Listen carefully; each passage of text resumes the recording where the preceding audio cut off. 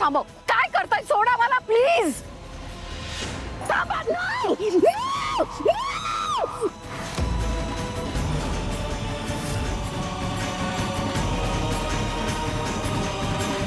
सोडा सोडा सोडा सोडा.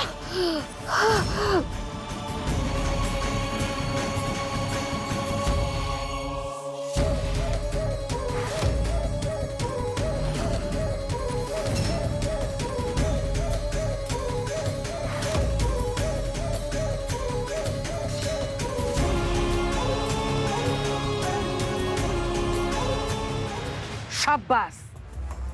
जे आतापर्यंत आम्ही करू शकलो नाही ते तुम्ही करून दाखवलंत. या अशा बायकांनाही अशीच शिक्षा हवी. वा, गुड गुड.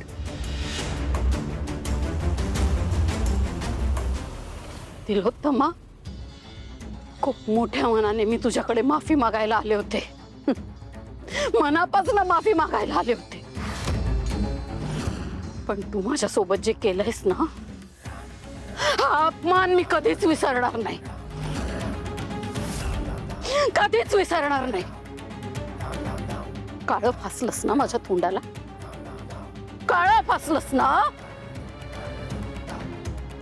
मग आता बघ, हे काळं आता तुला किती महागात पडणार आहे. तुझ्या आयुष्यावर सगळ्या काळ्याची छाया पसरवली.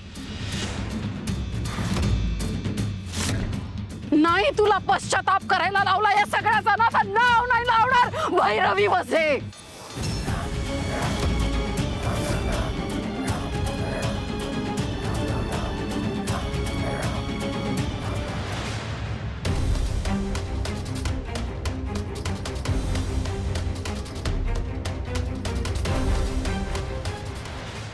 सोम, चल आता फायनली काम सुरू करूया. फिल्मचं काम सुरू करूया. गाणी तयार आहेत? हो बाबा, गाणी तयार आहेत. तुम्हाला पाहिजे असेल तर ऐकूयात का आपण आता? चालेल, ऐकूयात. ग्रेट. बबलूचा फोन आहे. काय रे बबलू, बोल. सोम तू आज ना घरी यायला पाहिजे होतास. का, काय झालं? सगळं ठीक आहे ना? हे काय काय विचारतोयस? राडा झालाय घरात, राडा. तुला माहितीये, मला कसं वाटत होतं की मी पिक्चरच बघतोय. बबलू, आयुष्यात कधीतरी ना नीट सांग ना काय झालंय. तो सोबत तारा आहे. हो आहे. स्पीकर होतो, सगळ्यांनी ऐका. हा, डॉक्टर बोल रे. अरे माई अचानक घरी आले होते माफी मागायला त्या झालेल्या प्रकरणाबद्दल, आणि ताराला घरी घ्या त्यासाठी रिक्वेस्ट पण केली, पण सगळा माज उतरवला. म्हणजे काय झालं नेमकं? माई आल्या होत्या आणि सावलीचे फॅन त्यांना शोधत शोधत घरी आल्या होत्या. काय? आणि त्यांना सगळं प्रकरण माहिती होतं. इतक्या बायका चिडल्या होत्या, इतक्या चिडल्या होत्या ना की त्यांनी माईला सुनावलं. काय काय म्हणतोस काय बबलू? आणि हे सगळं भैरवीने ऐकून घेतलं? ऐकून घेतलं. त्या बायका इतक्या चिडल्या होत्या ना की रागा रागा माईच्या तोंडाला काळच फासलं. काय काळं फसलं? काळ फासलं नाही, व्हिडिओ पण काढला, सोशल मीडियावरती व्हायरल पण केला. अख्ख्या शहरात माईंची नाचक्की झाली आहे. बघा बघा बघा, फोन चालू करा आणि तो व्हिडिओ बघा. चला मी फोन ठेवतो. काय चाललंय? थांबा. No!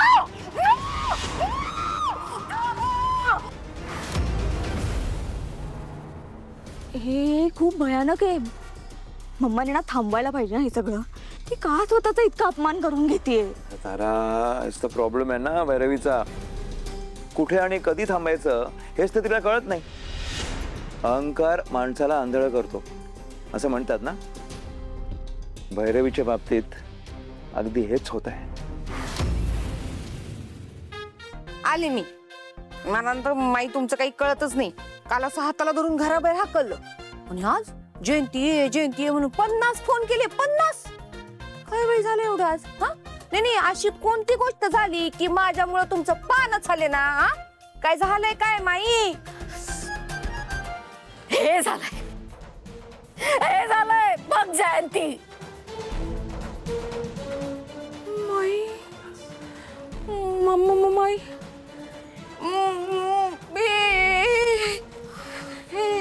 कुणी केलं तुमच्या सोबत असं? हा, काय झालंय माई? असं असं का अवतार आहे तुमचा? सांगा तरी अहो बाई, काय झालंय? कुणी केलं हे सगळं तुमच्या सोबत? जयंती माई माई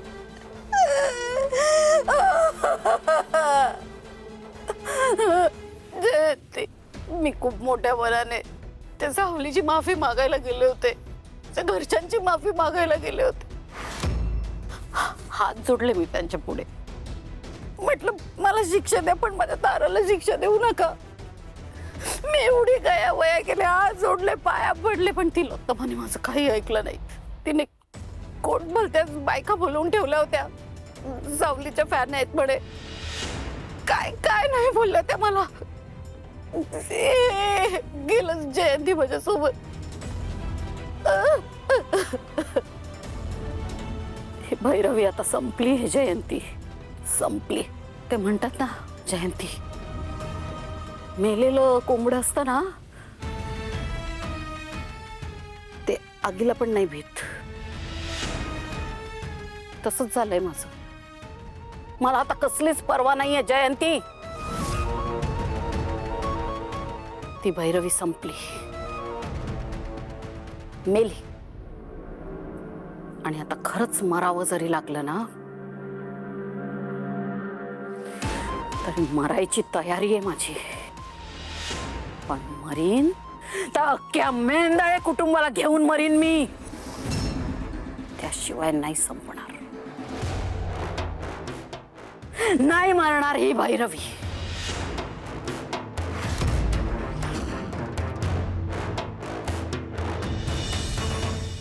त्या बायकांना नेमकं इथे येऊन माईंना काळा का फासायचं होतं? आता माईंना असंच वाटेल की हे सगळं आपण घडवून आणलंय. आपल्याला माहिती ना आपण काही केलेलं नाहीये, मग कशाला टेन्शन घ्यायचं.